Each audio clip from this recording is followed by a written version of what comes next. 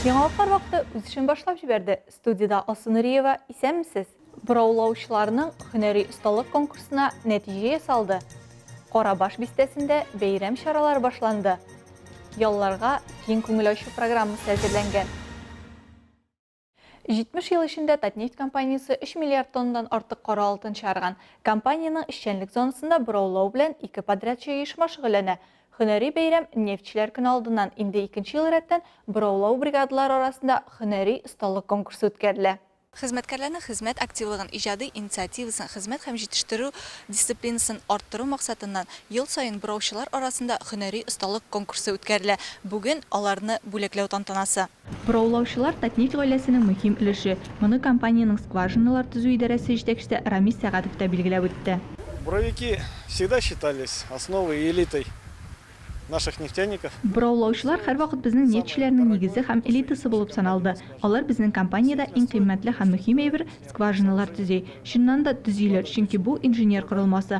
Аңа бик күп инженер һәм физик хезмәт кирәк. Конкурс җитештерү объектларының эш урыннарында үткәрелде. Катнашучылар барысында сөендерерлек зур күрсәткечләргә ирештеләр. Сегодня наша команда востребована. Будем работать, процветать. 3 призлы урынны да Гольфстрим компаниясе яулады. Алар мактау грамоталары һәм акчалата бүләкләр алды. 20нче бригада 3нче урынга лаек булды, 2нче урынны 1нче бригада яулады. 19нче бригада җиңүче булды. Бу җиңү ике останың Данис Галләмов һәм Илмир Поляковның көйле эше. Данис Галләмов узган ел 2нче урынны алгач, киләсе елда җиңүчеләр булачагын әйтте һәм үз сүзен тотты. Я думаю, что в следующем году мы займем первое. Быел ул бораулауда эшли башланга инде 20нче ел. Эш монотонлы булса да, аңа ашый һәм җиңүне лаеклы яуладык ди. Для общего усилия. Бу уртак тырышлык нәтиҗәсендә бездә мин генә түгел, бөтен коллективыбыз бораулауда яхшы эшли. Минемчә, бораулаучы булып туарга кирәк. Бораулаучы булып туган кеше бөтен максатларына ирешә. Бүләкләнүчеләр арасында Александр Антипов та бар иде. Ул 6 ел бораулау супервайзеры булып эшли. Үз эшен ярата һәм даими камилләшә. Җиңү коллективның җайга салынган эше һәм тәҗрибәсе аркасында мөмкин булды ди. На все 100% используй те навыки, которые ты приобрел при работе. Барлык 100%-ка да үз эшеңдә алган күнекмәләрне кулланырга, аларны барлык таләпләрне һәм кирәкле чараларны исәпкә алып, дөрес итеп гамәлгә ашырырга кирәк. Бүләкләү тантанасы ахырында алар иң яхшы нәтиҗәләргә ирешү теләге белән таралыштылар. Иртәгә калабызда зур бәйрәм, кара алтын чыгару үзәге булган Әлмәттә нефтчеләр көне. Шул уңайдан бәйрәм чаралары Карабаш бистәсендә дә узды. Анда Татнефть компаниясе генераль директор урынбасары Азат Яхпаров та катнашты. Бәйрәм тантанасына кадәр ул Карабаш бистәсенең социаль объектларында булды. Лина Хәсәншина дәвам итә. Балалар безнең киләчәгебез. Шуңа да республикада үсеп килүче буынны кайгырту төп бурычларның берсе. Безнең Ишегалды программасы да башлыча балаларны кайгырта. Сегодня говорили о программе «Наш двор». Это... Белүегезчә, «Наш двор» президент инициативасы белән республика күләм тормышка ашырыла торган программа. Аңа финанс ярдәм 50 миллиард сум килү сезнең белән бергә эшләүнең нәтиҗәсе. Матур Ишегалларыгыз куандырсын, рәхәт яшәгез, сәламәт булыгыз.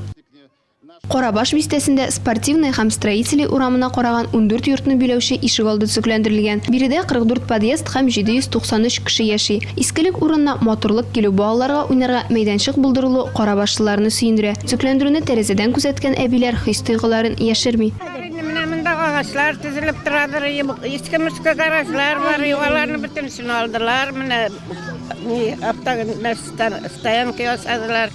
Балаларга менә уйнарга ниләр ясадылар. Бик матур инде. Без аны шуннан балкон тәрәзәсеннән карап куанып ятабыз. Ишегалды бәйрәменнән соң Азат Яхпаров Татнефть велоспорт клубына юнәлде. Карабаш бистәсендә 500 бала яши. Биредә балалар 2 яшьтән шөгыльләнә дип белгечләр.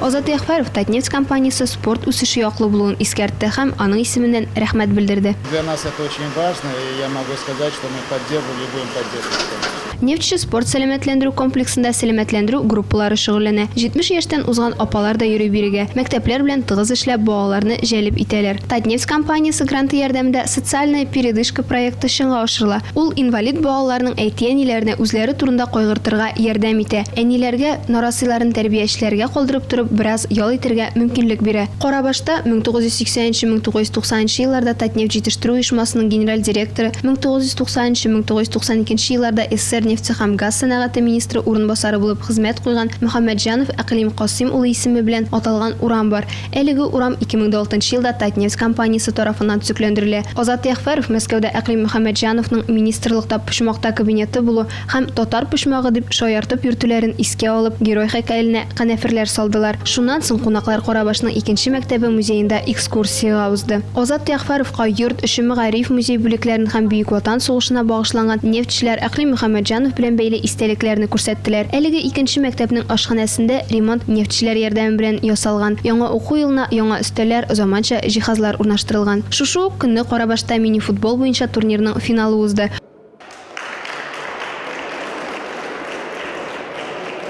Азат Ягъфәров Карабашлыларны Бистә көне белән, нефтчеләр көне белән тәбрикләде. Бәйрәм кунакларының котлау сүзләреннән соң 1нче сыйныфка керүче сабыйларга портфельләр тапшырылды. Иртәгә Әлмәттә узачак бәйрәм программасы белән Алсу Әмирова таныштырыр.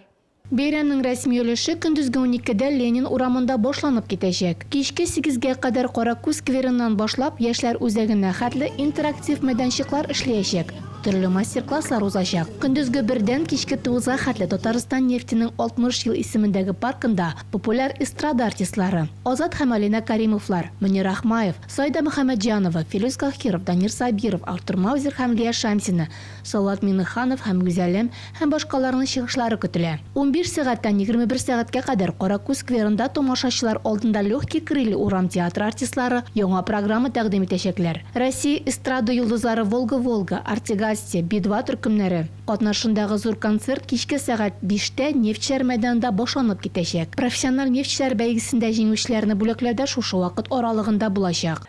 Теманы дәвам итеп, нефть һәм газ сәнәгате хезмәткәрләре көненә багышланган бәйрәм чаралары үткәрү сәбәпле Әлмәт шәһәрендә кайбер участокларда юллар ябылачак.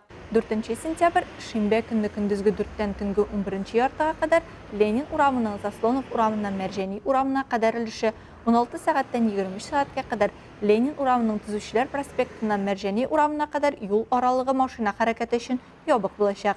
Шулай троллейбуслар йөреше графигына да үзгәрешләр кертелә. 3 һәм 4 сентябрь 1А һәм 7 маршрут буенча йөрүче троллейбуслар төнге 12-гә кадәр йөриячәк. 1А маршрутын УТНГП РТС маршруты буйлап йөри.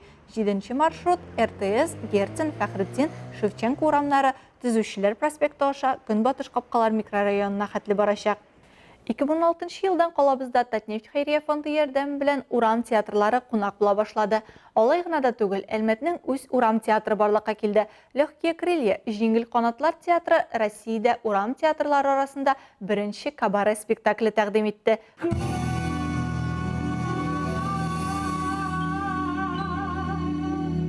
Россиядә урам театрының кабаре спектакле премьерасы ябык шартларда Новоникольск авылында үтте. Спектакльнең режиссеры Санкт-Петербург шәһәреннән үзен Матушка Медоуз дип таныштырган Анна Шишкина. Мне очень дорого сотрудничество театра «Странствующие куклы» господина Пежо с театром «Легкие крылья» Петербурга и Татарстана.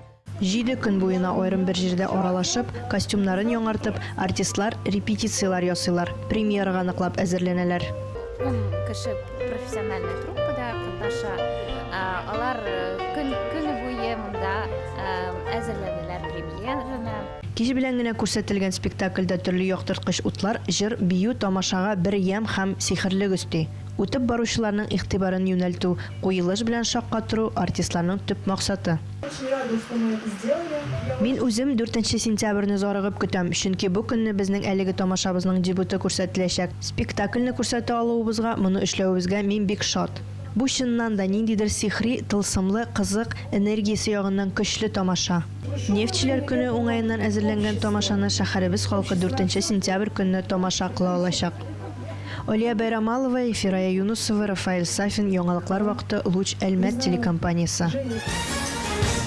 Бу сезгә җиткерәсе соңгы мәгълүматыбыз иде. Мин Алсу Нуриева һәм монтажер Олия Байрамалова сезнең белән саубуллашабыз. Киләсе очрашуларга кадәр.